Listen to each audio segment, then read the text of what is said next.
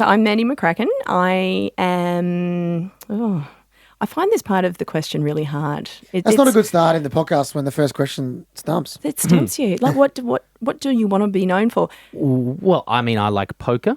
Yep. I like tennis. I like my partner. I love my dog Sauce. Long walks on the beach. Well, not so much walking Not for me. anymore for me. I was going to say for both of us. No. So yeah, I'm a mum of 3 girls. I was living in regional Victoria. I'm sort of commuting into Melbourne these days, and I've just started doing my own radio stuff, looking at the love of disability and how that works. But I'm sure we'll get to that. Is this a coup that you've come in here to try and take our jobs? Sure. Okay, nice. I like Sure. Mandy, what is your disability? So I am a quadruple amputee. I lost my hands and feet when I was 39 to sepsis. And so now I've got some fun party tricks and I can pull myself apart and put myself together. You are the first quadruple amputee I've met. We've got a club going on. Yeah. We've got a hell of an initiation process to get into it. Yeah. Bit of trauma, I imagine. I've seen people at the Paralympics, but I've never actually went up and had a chat and became friends with them. So just for people that don't know what that means, tell me a story. Okay. All right. Well, if you're a quad amp, you've either blown yourself up significantly with a landmine, which obviously doesn't happen very often in Australia, or you got sepsis. So you got an infection somewhere along your life. You might have pricked your finger on a rose bush, or you might have got a urinary tract infection that went horribly wrong, and you end up with sepsis. So sepsis basically tries to shut your body down very quickly, and in order to keep you alive, hands and feet are what get thrown out the door. And if you're lucky enough to survive it, you end up like me. Okay, so it attacks the ends of your body first, so that's why it's hands and feet, without being really good at the medical stuff. Do you want a water or something, by the way? Yeah, actually, if I have a water here, you've very kindly given me a very lovely thin glass that is very fat, and there's no way in hell I'll be able to pick that up. So if your lovely assistant outside could Beth, bring me is that all right, Beth? tall, skinny mug. Tall, skinny mug. Beth's giving the thumbs up. Just the reason that is, so you use prosthetics. Prosthetic hands. So, Wow. So they're prosthetic hands and they move for you? They move. So the mechanical movements? Yeah, you might be able to hear them if I'm good at it. Wait, so I've never seen that. How is that working? How does the hands movement? So inside my arm, so I've lost my arms just below the elbow, and inside it are 2 little electrodes that sit on my skin. And so when I flex the muscle, which is the same movement as you moving your wrist backwards and forwards. I'm doing that at the moment. So everybody move your the wrist back and forward. Okay, yeah. So that's like your forearm, like hitting a tennis shot. Exactly, yep. So I've got electrodes that sit on muscles on one side and then on the other. So one side does an open and one side does a close. Oh, so if you flick it upwards, that's one way, and if you were going to flick your wrist, if you had them, you'd flick the other way. I thought it was brain related. No, these are the cheap ones. Oh, there is brain related. Oh, come on in, Beth. Beth comes in. Look, is that going to work? We'll work it out. That'll be that's fine. It still looks like it potentially is tricky. No, it's just a mug. It's a normal less mug. breakable. It's lovely. Thank you very much. How do you feel, Beth, about the ableism that you just showed in this? Hang on. I would have done the same thing as Beth and just got any glass. So we love you, Beth. And look, on it says enjoy each and every moment. So we're all. Which is what we're doing. We've got warm hugs. So now you have a normal mug where you can grab onto the side. So it's just these things are pretty strong. They're 26 kilos worth of grip. Well, I know we just met. Yeah. Can you squeeze my hand? Sure. Okay. Yeah, let's see kind of the torque in those things. What kind of pressure are we getting? Wow, it's proper. Oh, really? It's like a firm handshake when someone hurts your hand a bit. Okay, what about a cold beer bottle? Would it slip through that grip? No, well, as long as I'm holding it tight enough. No. Okay. But, it was a glass like that. Proper. All right. So that glass I could easily smash. You could smash the glass? Yeah. Man, it's a proper hand squeeze. All right. Can't you smash glasses with your hand squeeze? Well, can I also just say... Have you been going to the gym? I can't. Could I just also say when we met, I kind of went for the hug, which I'm also happy to do, but you did extend your hands. Do you find that some people, I tried to not make it awkward, it wasn't awkward for me, hopefully it wasn't for you. Handshakes are a cracker. Yeah, they're people. great. Because you actually handed me your closed hand, and I thought, shouldn't you hand me your open hand? So when I first got my hands, we ended up at a church. I was doing, we were at a mass, and they do the whole peace be with you thing. You go and shake all these strangers' hands. And sure enough, I shook this old man's hand, and I would have crunched the living daylights out of it. It would have really hurt. Oh, yeah, first time. And of course, back then I didn't have much control going on, so I didn't really know how to do it gently. You can do it in... you can do it in increments. Yeah. So, for the cameras. So we'll have this on our social so you can see, So I didn't know how to do that because when you first get them, you're like a teenager. You've got no idea. Hey, I thought it was all the way open or all the way closed then. I didn't know you could do little bits. I can pick up a strawberry without squashing it, but I haven't really done an egg. Oh, that's cool. Do we have an egg, Beth, by chance? Is there an egg in the kitchen somewhere? Make a mess. I'd love to try. So these are what the Australian government give me, which is very kind. Okay. NDIS? Love it. Yeah. How much? I think these are about $40,000. And what's the brain ones that you were talking about, the hookup? Well, I don't think the brain ones are on the market. Oh, but that'd be like... So the most Is that expensive... $40,000 an arm or for the duo? For a set. It comes as a set. The most expensive I've done is $150,000 for a single arm. And I broke it with the middle finger stuck up. No, so you could do individual finger movements. Yeah. Wow. Oh, no, not individual. Well, yeah, that's one finger. Yeah, so... Sorry to everyone So the watching. whiz-bang hands have got up to 90 movements. So you do it through your phone and you program like, okay, today I'm going driving, so I need my driving movements, or today I'm in the kitchen, and so you get your kitchen movements. Wow. But they're designed they're sort of designed to break so you don't completely smash the unit in altogether. So We're on budget cuts at the ListenABLE podcast. No eggs. I don't know who's also poaching an egg at a radio station, to be perfectly fair, but a big thank you again for Beth for searching for us. I have to thank you, for one, for your patience, because your email, which I replied to, was back in May of 2020. We're over really? 12 months in the making for this interview. Can I read out your nomination? yes, I can't remember what I wrote. Well, you said... G'day, guys. It's Mandy. I'm a legend. No. We talked a little bit about the sepsis and the 39-year-old age, which I want to get to as well later on in life and adaptation, of course. But you have mentioned as well your international support group for quadruple amputees with over 400 members. How pivotal was that to you after the at the age of 39 of finding a support system of like-minded people? Well, or like-bodied? Enormous, as I'm sure anyone. You understand the significance of coming across somebody who's living the same life as you. So it turned out that I saw this fellow, Matthew Ames, on telly. He was actually on TV when I was in the burns department at the Alfred getting my bits chopped off. And so one of my plastic surgeons came running in. She's like, "You've got to watch this guy. He's just like you. He's on telly." And so my entire family, all my community watched it that night. And there's Matthew up there kicking a ball with his kids. And, he was playing cricket. He's lost his arms almost to his shoulder and his legs almost to his hips. And he was out there playing cricket with prosthetics. And I was like, wow, okay, there's life after this. This is fantastic. Yeah. So we organised to go and catch up with him when we were up in Queensland. And he walked in the door. Actually, no, he came and visited me in hospital. And the stories that he was telling were exactly the same as what I've done. His wife was standing beside him in a wheelchair at the traffic lights, and someone walked up to him and shoved $50 into his wife's hand and walked off. And it had happened, exactly the same thing had happened to my husband. Somebody had given him money at the checkout at Coles one day and just left. And it was just like, this is just bizarre. Why are they giving the money? Am I missing something here? Oh, well, the like community... some sort of pity sort of thing or something? No, it's not a pity thing. No, it's the community showing you support. Oh, sorry. It wasn't a random person giving... It was someone who... No, it was a random No, person. but I'm sorry. It was somebody who understood the circumstances. Yeah. Sorry, I thought it was just somebody... Sorry, I'm being a bit left of centre. No, but the story kind of... We've had people being given stuff with disabilities. Like, what are you giving me money for? So you can see you've had a hard life.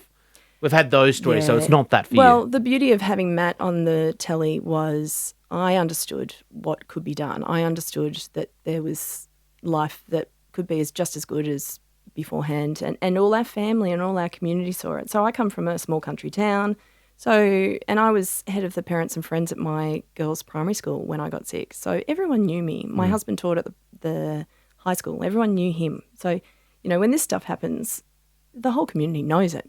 So anyway, coming back to meeting Matt, we had the same experiences. We all had 7 lasagnas in the freezer, you know. Yeah. People dropping off food. Yeah. And Matt actually brought another girl with him who was another quadruple amputee that he knew in Brisbane. And so the 3 of us are sitting there and we're like, you know, word for word, exactly the same story as what we've done. And then everybody else knew someone else because we're all sharing plastic surgeons and we're all sharing prosthetists.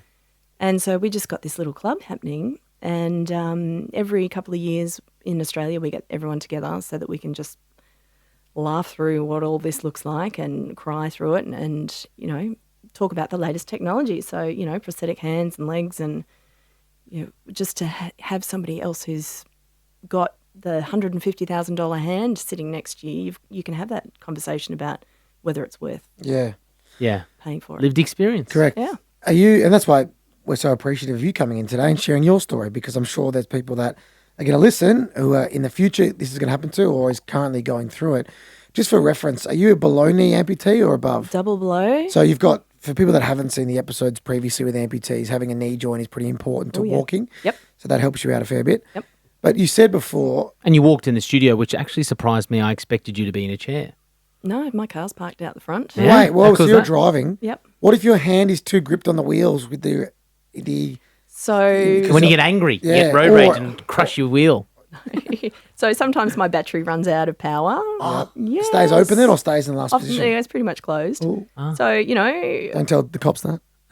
well, I'm still connected to the wheel. Like, it's True. fine. Is it 9 and 2? Yeah. All I have to do is pull my arm off and leave it on the steering wheel. And when I come back, I just shove my arm back in it. Yeah. And, yeah, we're good. Do you use a Amazing. steering knob or? Yes. Okay. Yep. Little red joystick from a Pac-Man machine Yeah. is my indicator. Oh, really? Yeah. Where's that sit? Oh, just next to me on I've never the seen that before. on That's the cool. left. Wow. What about, imagine road rage, someone yelling at you and then you take your arms out and you just hold up that would blow someone's mind. Oh, the best I saw somebody who had no legs. They in their car seat, they took off their seatbelt and in their car seat they did a full 360 Oh, wow. on the seat and just went back to and waved at the person next to them. At the light. That's funny. That's like That's gold. exorcism stuff. On driving, if we're going to talk about the topic, so your car's at the front. Any other modifications apart from the knob on the wheel? Oh, my car's got all sorts of things under the bonnet. So I have to disconnect the airbag so that if it goes off, I don't get a prosthetic in the face. Oh, your arms blow off. Oh, this is stuff we just never think of. Yeah. And not in a million years would have I thought of that. Never. So do you have airbags on the side still or any sort of protection if you're in an I accident? assume they're still going on the side. Yeah, Okay. I know the steering ones. I mean, that's I turned hectic. off. Yep. And then just having the steering lightened so that it's really easy to turn the wheel. And, you know, modern cars these days, they come with so many bells and whistles that they've got buttons to push to release the boot and the windscreen wipers. And I always say that about how lucky we are to be disabled now. Like, imagine, because I drive with one hand, obviously, and I accelerate with the other. Without power steering, I'd be done. Like, imagine, remember the old cars? Yeah, you had to turn it You'd around. be done. Oh, yeah. Well, honestly, if I was, this happened to me 10 years ago, well, Might more not than be 10 here. years ago, I wouldn't have survived. So, Well, let's play in that space then. I do have another driving question first. Hit me. I want to stay on topic. You don't have so you've got remote or motorized hands, but your prosthetics on your legs are not motorized. they're pirate legs. Right. So how long did it take for you to get the control of the accelerator and brake? I just hop straight back in. Yeah, it's pretty similar. I So, reckon. Is it? well, no. What are you pushing down like Just- with your with your knee joint? yeah, with your hamstring, I your guess. hip. With your hip. Like, That didn't take a little bit, and you Coming didn't go to a Target car park at midnight and learn. yeah, did a bit of that. Yeah, that's what I'm saying. You're not just jumping straight back in and hopping on the Hume. How's my form going? Nah, that'd be easy from a guy who's a paraplegic. Can't use his feet. Yeah, has never used his feet to drive a car. Uses Oh, the right, hand yeah, pedal. right, Yeah. yeah. Okay, so there is a little bit of adjustment. Yeah, But- there's people out there that is their job to get people like us in behind a wheel, and yeah, they love it. It's a real challenge. Cool. So you know. there's a company that Oh no, there's occupational therapist driving instructors. OTs. Shout out to our OTs listeners. We've got love heaps. them. I got my driver's license through an OT. You can't get it through Vic Roads. Or did in Victoria, so Vic Roads it was called, and it was very laid back with the OT. Put it that way. My OT ate lunch in the back seat, and I was like, "This is a bit gnarly." Busy but day. It's great. Now let's play in the space of your sepsis. So you said at the start it could be from a splinter all the way to a UTI. Where do you fit on the scale? What happened to you? I've got no idea how I got sick in the first No place. way. No. What were you doing then? It's just, look, I had a normal day. I felt a bit crook. I felt like I had a flu coming on. I cancelled my day. I climbed into bed. That was Wednesday. By Friday night, I was feeling really rotten, vomiting, diarrhea. So I should go to hospital vibe? Yeah. There's a bit of a tale with that, which I don't really want to go into. But basically with sepsis, your body just goes into nasty overdrive trying to deal with it, and it happens really quick. And sepsis actually kills more Australians than the road toll, breast cancer and prostate cancer combined.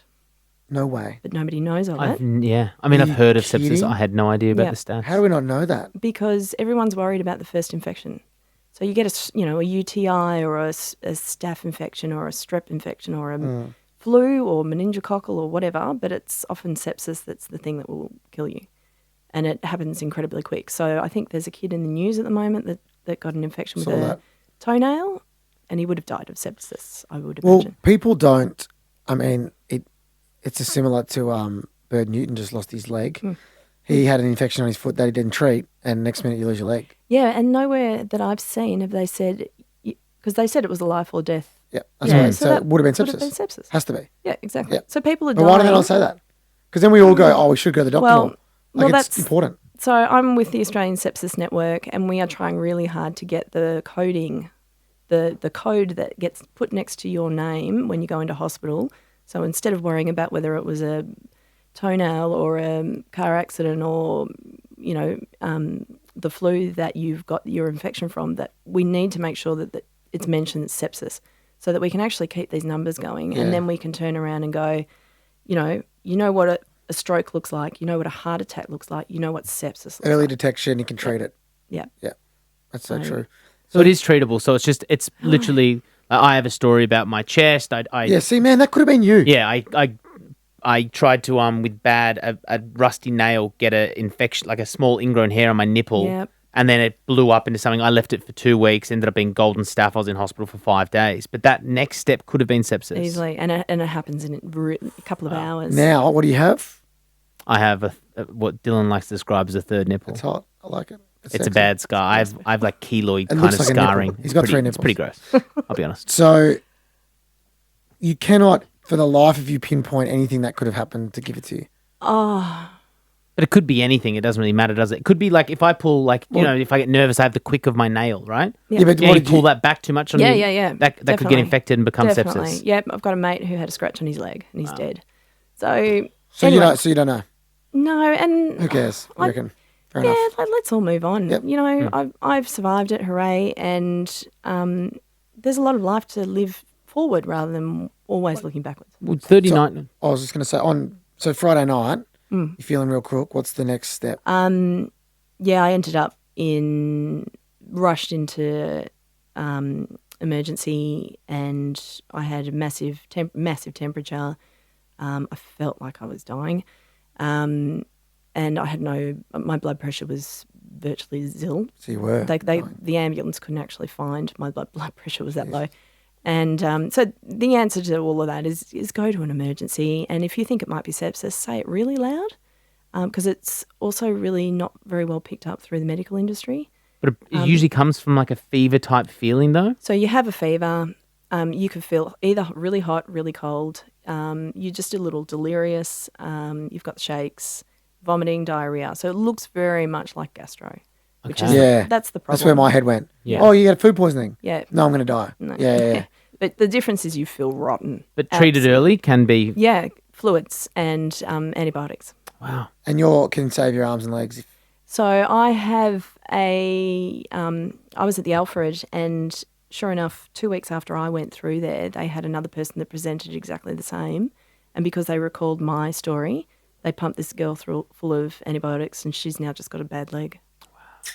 Have you had a conversation with that girl? Her father contacted me and said, "Thank you very much. You saved my daughter." And you said, "You're welcome." Didn't do any of it. Is it, "You're welcome"? That's on me. Oh no, that's brilliant. Yeah. So they said you're feeling crook. They figure out it's sepsis. How long does it take? Yeah. A matter of hours. Please, my message to the world out there: just call an ambulance and say I might be septic. And then they come, yeah. Yep. 39, you went through this. Mm-hmm. I'm not going to ask your age now, but are 47. we talking? Okay, so 47. Yep. So we're in less than 10 years post. Mm-hmm. Let's talk about your life now as a disabled woman. Hang on one sec before we get to that. Oh.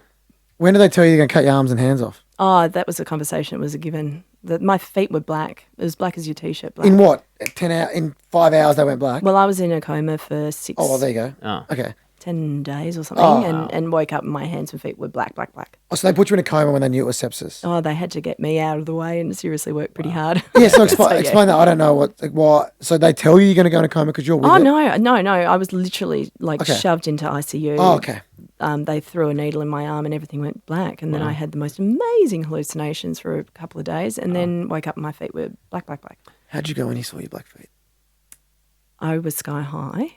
Let's acknowledge that first. For a number of months thereafter. Green whistle? Yeah. No, I was really happy to be alive. I knew I was in trouble. Gee whiz, I'm alive. Wow, this is incredible. So from then on, ICU's bloody hard work and don't ever take me back there again. And I feel for anybody who has tracheotomies, really hard work. And that's something that goes in your throat to make you breathe. Yeah, the tubes. Yep. But what I had a nurse that said to me when I was in ICU, and it was horrific, and I was in tears and I couldn't talk, and she got in my ear and she leant down and she said, "Don't worry about tomorrow, just get through today. Don't worry about what your future is going to look like. Just survive today." For your kids and family. No, that didn't come into Really? it. No, I just needed to live that day, one day. So anyway, 39. What my life's looked like. So my husband stopped working. He was a career high school teacher, loved teaching. Yeah, so he hasn't worked since I got sick. And my kids, I actually got sick on my eldest's 9th birthday. So we had to get Mum! It's my day. Why'd you cut your legs off? But, I find the art of positive reinforcement, that positive affirmation is incredible and I live by it, even though life is shit and this is hard and you can't do whatever the hell you're being tried to do, just to say out loud, I'm fine, this is good. It might be a lot of denial going on, but works for you. It's worked for me. And, you'll have a good cry every 6 months or so, rock in the corner for 5 minutes, and then you dust yourself off and move on. It's not the conditions, it's the decisions that we make. That's what mine is.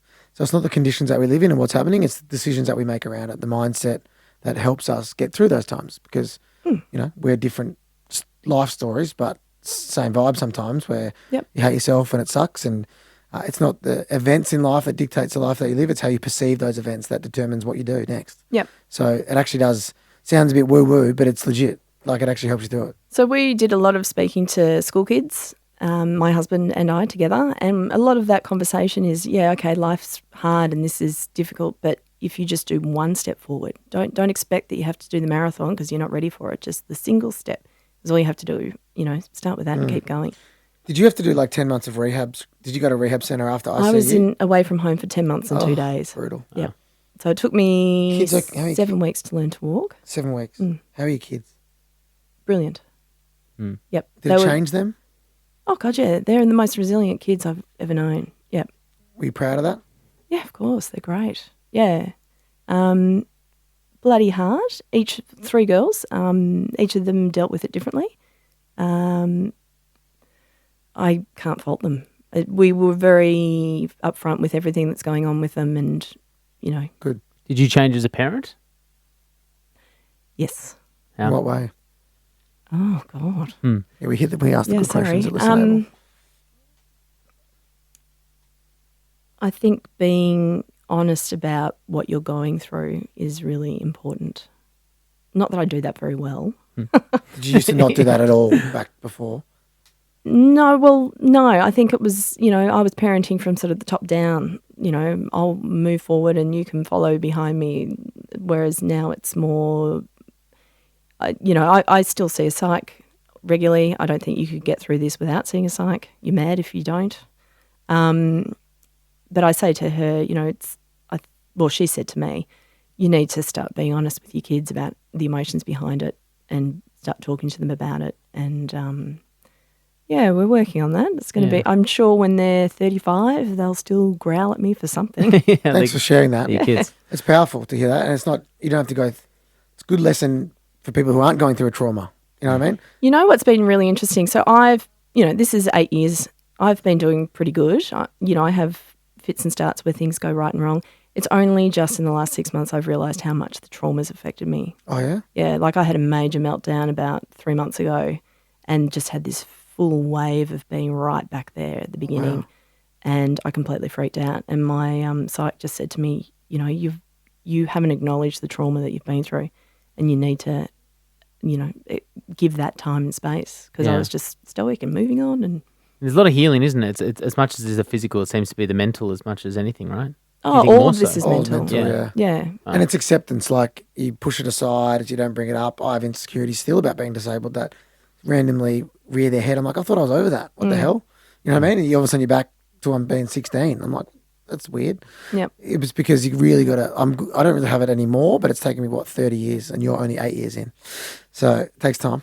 Oh, yeah, and I'm sure it will continue. Yeah. I'm really scared about what my 67-year-old self looks like. To be honest, it really freaks me out. The tech by then, you'll be having all kinds of cool arms going. I'll be walking, who knows? Give us 10 years, you and I'll be rocking it. Yeah. I'm going to reference a sentence from your email a year ago, so that's why it says 7 years, but I've lived a social experiment for the past 7 years, now 8, which has included briefcases of money. Now, I'll stop down on each of your points here and we'll hear the story about what you're referencing. Okay. What's your briefcase of money story? Oh, well, the joys of reality television. Deal or no deal? No. Briefcases. No, it was called The Briefcase. Oh, The Briefcase. Yeah. Yeah, I saw that. Yeah, well, we were the first episode. Oh, you were on it? Yeah. So explain the show for people that don't know. So they get two families, two couples, two whatever, and basically without you understanding what's happening is a briefcase of money turns up on the doorstep and you're told that you're allowed to keep it, split it, or give it all away to another family that is living through another, traumatic experience. Oh, my gosh. I hate that. That's hard. Whoa. What'd you do? Cried a lot. Yeah. Cried a huge amount. So we ended up getting paired up with a... so you hear their story. Yeah, well, a family that had their house burnt down in 2014 bushfires. Oh. And so there I was with my hands and feet just chopped off and their house burnt down. What a brutal show. That's tough. Yeah, people say Big Brother's tough. You kidding? What's a briefcase? Obviously, I didn't last past this season. Once they get a house, they're pretty much back to normal. Yours is for life. That's where my head goes. Well, that's what... Brutal, but... Yeah, but the thing was interesting. They had a massive... bill. Like they had this farm that wasn't running, they were going into debt every month. Yeah, I'm not denying my hands and feet aren't going to grow back. And no matter how much money gets thrown at me, that's not going to happen. It's just paying for your trauma, isn't it there? Yeah, you're right. Anyway, it was a fantastic experience. I really enjoyed it. What'd you do? We gave it all to them. You did? Yeah. And they gave it all to us. Like we just did this basic big swap and now we're great mates with them. Oh, that's awesome. So you gave each other the briefcases? Yeah, That's so lovely. Yeah. Oh, did they get a briefcase as well? Yeah. They got kept too. Oh. Can I ask what the monetary... It was 100,000. So you each got 100. Good on you. Yeah. So, you gave it to each other. That's actually quite symbiotically beautiful, yeah. Imagine if they gave it to you and you kept yours. You would feel bad. Oh, well. I'll chuck the video up on our socials, so I'll find that episode. And good luck trying to find it. I'm not sure if it's still there. Okay, well, if I do, it'll be on our Facebook. It was only on for one season, that show, wasn't it? I believe so, yeah. It got a lot of... It was really controversial. A lot of people were very uncomfortable with taking somebody disabled and squeezing out the emotion of it. Yeah, and then taking their money, yeah. Yeah, but the one thing we found at the time was let's have that conversation. What does support look like? People handing $50 notes on a street corner, is that a bad thing? Should our community be supporting people that need it? Or, it was a really interesting conversation. So I imagine the disabled community would have been, it's a bit inspirational porny. Of course it was. The network, yeah. That's where they would have hated it. Yeah. But let's have a conversation around that, let's get paid. Yeah, sure. Great to have $100,000. Yep.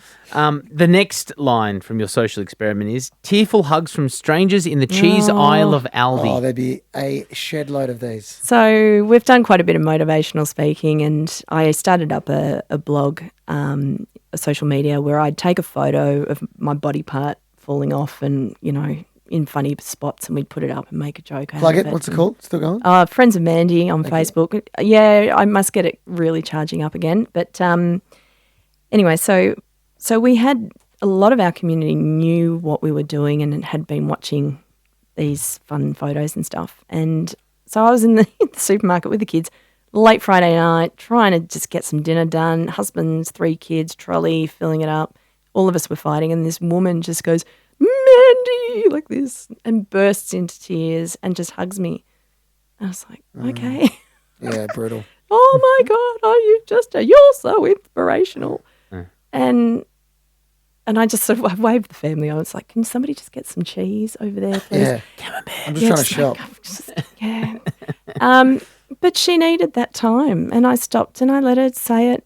Like, it's so important for these people to be able to see the likes of you, Dylan, and, anybody else out there in the disabled media living this life. And, so many people have got stories that they've never told anybody else. And for some reason, they feel they can tell us. I don't know why. It's just, yep. Yeah, and even when people come up and say dumb things to me, their intention's good. And I think people in the disability community, but all forms of diversity, if you're a wanker about it and you're like, piss off, mate, it tarnishes the whole group with a bad brush, but also it deters that person from then ever going up to a disabled person again because we are rude to them. And I don't want that. So that's why I always give time. And yes, it's brutal. And Gus, we've been out before, and I always stop and say good day, and it's like, can this guy hurry up? But it's, the people have been nice, so you've got to do it. Yeah, but not hurry up because they're doing a story. They'll segue from like, did you go to the footy on the weekend? Yeah, I'm like, all right, now we hurry up. Yeah, Gus was like, we're going to go do it. We've gone through the disability stuff. Now we don't need to know what Collingwood went on the weekend. Yeah. We talk about your body image and how you came at the age of 39 after knowing yourself and probably truly having a full ownership of who you are to a completely different Mandy McCracken. And how did you find, really hard. So my red curly hair, which is now currently going grey, is me. That's me. I've always had mad red curly hair. And of course it all fell out when I got sick. Oh, yeah. And so I got my, at the time, 5-year-old daughter to shave my head because it was looking horrific anyway. And yeah, that was probably the first, like, oh, gee, wow, okay. I've been in a bit of denial. So prosthetic hooks are really good to use and very, really helpful with fine motor skills and stuff. Like a hook. Hook. Yeah. Pirate hook. Pirate hook, Yeah. a hand. Yeah, I've seen them around. You've got a full body harness, shoulder harness to wear them. And I just didn't want them. I didn't want them because it's just too scary. And so I've got these prosthetic hands that have got sleeves on them. When I get them new, they've got nail polish. Okay, the nail polish is wears worn off. Yeah. So if I go shopping for clothes, I will put like an outfit on and then go, hang on a second, I've got to put my arms back on because I don't look right when I'm standing in the mirror. Oh, yeah. And I've only just recently started wearing my legs so that you can see them. Yeah, the poles beneath. You got your prosthetics hanging out today, so you can see them. Yeah, yeah. So it took you a while to even get to the point of wearing, anything but pants. No. I used to have covers on them, like skins. Looks like regular skin. I've got you. Like what Jess Quinn uses. Yeah, rather than I get what you mean. Yeah. Yep. So it's taken a bit of time. Do you still look at yourself sometimes in the mirror? And I try not to. Yeah. You try not to, really? Yeah. Try not to think that, or try not to look in the mirror. I was walking down Chapel Street the other day and I caught myself in the reflection and I just look odd. Like I can't stand up straight. My legs. Neither can I. You're a beautiful woman. Ship off with that. So that's the thing. I used to be able to. True. So you got to remember, I was up till 39, and then from now on, I'm different. So yeah, that's fair enough. You're allowed to have that opinion yourself. 100%. And Dylan as well, of course, being born, Dylan doesn't know what Dylan is like standing up. So I mean, a stud on his feet or not, I reckon. What do you reckon? Gosh. Anyone? Oh, Jesus. So you're still coming to terms with that, and is that part of the conversations that you have with your psych? Or is that just more around trauma? I've had a lot of that conversation in front of school kids. Yeah? Yeah, it's like, let's talk this stuff through, Is it okay that I'm covered in scars? Should I cover them up? Or are my scars my story? Like, what do the kids say? Well, of course they're going to say, yeah, just embrace it. Yeah. My kids or the... Both. So my children have a favourite arm. So I've got one arm that's covered in scars and an arm that's not. Okay. And so they like the scar one, obviously. Yeah. Of course they do. No, not at all. No, they're girls. Okay. No, Oh, they okay. like the No, ones non-scars. Okay. So the boys were like, yes, scars. Yeah. scars. Yep. So the kids. I've jumped in the deep end. Like, let's go to the beach, and there's me in my bathers, and I've got my water legs are literally poles. They are the most horrific looking things. Yeah. And I'm there at the beach with 1,000 people watching me get into the water, and that's the most incredibly challenging position to be in. You don't look any more disabled than at the beach. I look like an absolute disabled as. It's hard for you to carried get to the on. beach. Yeah, I'm getting carried around. The current takes me. I got no skills out there. Yep. Yeah, it's true. Yeah. Yep. So I got myself a big pink rubber ring, blow up ring. Yeah. Oh, nice. I float around in my Nice. pink ring. I like that. Vibes. Current take on that one. That's been, don't go to Bondi. So, there's days that you can deal with that, and there's other days you just don't want to go near it. So, What about with your partner? I can use my able-bodied reasoning of, I put on some weight during COVID, and I look at myself in the mirror sometimes, and I go, Emily, I'm sorry about this. I'll get back to what I was. And Emily was the same with her pregnancy. She's like, do you still find me attractive? I'm like, of course you do. Did you ever battle yourself with your partner within yourself? So he's beautiful. My husband, I love him dearly. He always claims that, that's not what he's interested in. Can you believe him though? Yes, I believe you. He doesn't love you for your hands and feet. There was a whisper that, yes, I believe Yes, you, I Rod. believe you, Rod. I don't believe it. It's like, how can, It's the hardest thing to overcome. It's the hardest thing I have really to overcome. hard. Same as me. Yeah. No, that's hard. No, So as much as he can say it, looking you in the eyes and say, I honestly love you the same that I did when I first met you, and you just can't believe it Yeah, because but you've it's lost all your limbs. Love or attractiveness? Do you wear your hair that way because your partner told you that, or do you wear your hair that way because you stood in front of the mirror and went, yeah, I like that? Well, he doesn't So like. it's your own thought of what you look like. Yeah. Yep. Well, he doesn't. He wears that because you got a shit haircut. I did actually get a really bad haircut, so this is... Can we just point out that Dylan's got a beanie I on was here? very beanie because I got shit hair too. Yeah. Hang on. So you believe he loves you the same amount, but you don't believe that he's as attracted to. Is that what you're saying? No, I'm not who I am. My body has completely changed. But it's still also the body that gave 3 kids to that family. This body is insane. Like, ridiculous. God, how More much than can any it other take? body. Yeah, but and that's the joy of getting old. You've got to become used to what you look like at the age of 50, 60, 70. Your body's going to forever change. It's interesting about the commitment of marriage because I think people gloss over. And I mean... This sounds like you want to ask me a really nitty-gritty question. Go on. No, it's more of a statement. I just think it's really interesting. A lot of people these days, I mean, divorce rates are through the roof, but a lot of people really don't hold on to the sanctity of through sickness and health. Yes. I mean, it's just the words that people read because it's what's been read forever. But it really comes down to, the strength of your relationship to get through it. I think it's incredible. I think there's a lot of relationships of people who would be in your position who aren't together with that person. Yep. For one, because they couldn't get over their own demons of believing it not to be the case, or that person couldn't deal with having a disabled partner. So I think it's amazing. It's actually part of the whole thing I loved about your story was I knew that you were in a relationship post. I'm like, credit to you both, but no credit needed, if that makes sense. Yeah. Because you made a vow to each I'll other. take the credit. Credit to you. Yeah. Really interesting because, of course, I was a stay-at-home mum. My husband worked huge hours. Yeah. And how'd you go working around the house? Like, if you're a stay-at-home mum and then you had your accident, how'd you go? Like, adapting to trying to do stuff. Did you feel less? Well, yes. Well, can I come back to that? Yeah. Yep. So I was a stay-at-home mum. He worked really long hours, and then of course everything flipped instantly overnight. He didn't work again, and then after about 6 months, he came back to me and he goes, "I need to apologise." And I'm going, "What do you mean?" He goes, "I had no idea how hard this is to be at home and looking after a household and kids." And he goes, I had no idea what you were doing." And then when I did come home from hospital, we both sort of checked in with each other and went, what's your life been like for the last year by then? Because you've been in hospital. Yeah. And he lived a very different experience through that period than I did because I was in hospital all day and everything was coming to me and he was doing the backwards and forwards. And, this whole situation has been just as big, if not bigger for him. I just lost my hands and feet. He's lost his career. He lost, all the things that a late 30 male sort of Works towards his whole life. used as reflections on success. You know, you've got a title in your job, you're getting this sort of money, you're going to get a pay rise. Some males. Patted on your back. Yes, the ones that I know, and often we had a lot of the women in my hometown say to us, "I don't think my husband could do what your husband's doing." Good on him.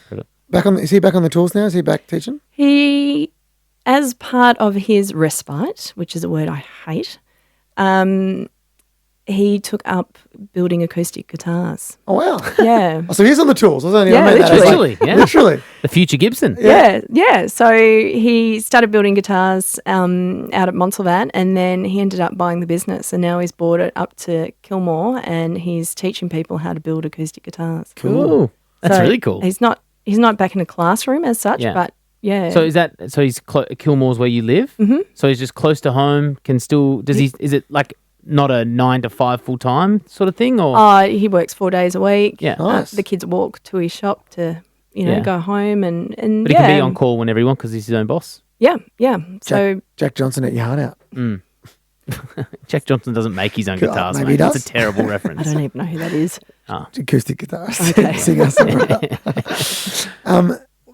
By the way, we're playing in some great areas here. I haven't even looked at our sheet once for the questions. It's so cool. But there is one here that I need to ask. Go for it. You went rock climbing without hands and feet. Talk me through how that's possible. So I have a fabulous prosthetist, Alana, who she's now moved on, but I saw that there was a fellow in America that had lost his hands through an electrical accident, and he was rock climbing using his hooks. And so I went to Alana and I said, "Come on, if he can do it, I can do it. Let's go." And so she built me some sockets for my arms that have the ability to disconnect different utensils. So I've got like a kitchen knife and a spatula. And so when you're eating, you put on your fork hands? I could. Oh. Yeah, but I have this kitchen knife that's like a something Swiss out Army of a knife horror arm. movie. It's just enormous, Yeah. massive knife. Anyway, so That's actually, that would be petrifying if It you is. saw that. My mum used to bring out, or my grandma used to bring out a belt to kind of whip me into shape. I mean, just threatened with it. I mean, I would, Mandy, as your mum with the big knife in the kitchen. Yep. Time to brush your teeth, kids. I'm off, mum. No worries. So you pull off the knife and you can put my hooks on, and then I tried rock climbing, and you can do it. Very cool. I had somebody down the end holding a rope. Bloody oath. Of course. Yeah. Yes. I mean, we don't expect you to be Tom Cruise hanging off a cliff. Well, what happens, of course, The is you Dawn Wall, or whatever it's called. you get halfway up the wall, and then if your feet slip but your arms are still attached, I Your can't let arms would go. stay. So you pull your arms out of your stumps out of your sockets. Well, yeah, I've got pin lock systems, so it's like a Yes. really tight rubber cool. glove kind of thing. So yes, it can be done. Wow, it's really great. Mandy, we've got a bowl of uncomfortable question for you. Yep. Please. Have you listened to our podcast? Yes. You know that this is a question that's sent in from someone else. Go on. This is a really bad question to ask, but it might have an interesting answer. Please don't take offense to this. Okay. Mick, who's happy to have his name. Good on you, Mick. Mandy, how do you wipe your bum? With my prosthetic hands. Right. So you can reach around with them, I Yeah, guess? yeah. Oh, that's like, tick box number 1. Can you go to the toilet? Mick, Oh, God, yeah. good on you, Mick.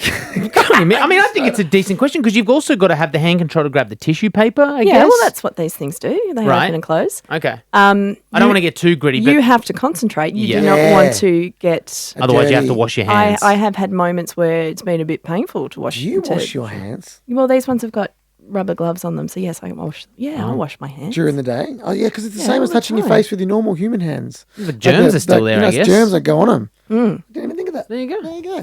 So yeah, and you can use hooks to do these things, and there are Oh, that's a bit dangerous using a hook, isn't it? these actually hooks are a little bit more controlled. These are that's dangerous. scary. I As can long tell as you don't have a bottle of Shiraz and accidentally leave Oh, the kitchen with your champagne. I keep knife doing on. champagne glasses, but Oh, yeah, you smash the flute pretty easy, I imagine. just drop them. Yeah. Yeah, because they open and close without you really knowing that they're doing it. But they're a group. There's full conversations about going to the toilet. With, In your group? Yeah. We all get together on video chat, and somebody will give an explanation of how to do it. there's the idea A with video explanation? yeah, As in like, with your clothes on. that's what I'm. Oh, So the idea is you fold the toilet paper into like a little book. Oh, so you're a and then folder, you- not a scruncher. Interesting. Good to Yeah, know. scrunchie's no good anymore. Okay. And then you hold it, and then you sort of fold the toilet paper over as you go, if you need a couple of goes at it, and then you've got your little book. I gotcha. Love Makes it. sense to me. Wrap it around like that. what But an- that's why we all get together and help each other out, because this stuff is invaluable. Yeah. Hey, we appreciate you being so open about your life. That was a really Yeah. interesting chat. Learn a lot of stuff. You're very impressive, and you got a great name, Mandy McCracken. Mandy McCracken. Yeah. And you're working in broadcasting now. I think we'll be hearing a lot more of that name. I Mandy. hope so. I'm dead set. You got Yeah, skills. yeah. Really, really Thank you. impressive. Let's do the plug for you. MandyandRodMcCracken.com. The website's still up. It is. Are you one of those couples that have the same Facebook group? Yeah, Rod, Facebook page? Rod get his name in there. It shouldn't Well, we used to do our motivational speaking Together, yeah. because it's, as I said, it's half is Team his effort. story. Yeah, yeah. It's Yeah. not just mine. That's very true. Go check out the website, of course, on Facebook as well. What is the group that you have or the page you have? It's called Friends of Mandy Friends of Mandy. on Facebook, and hopefully you'll hear some more radio from me in the next few months. Yeah. Yeah. Shout out So- to the ABC potentially. Yes. Good luck, Mandy. We Thank appreciate you. your time. Cheers.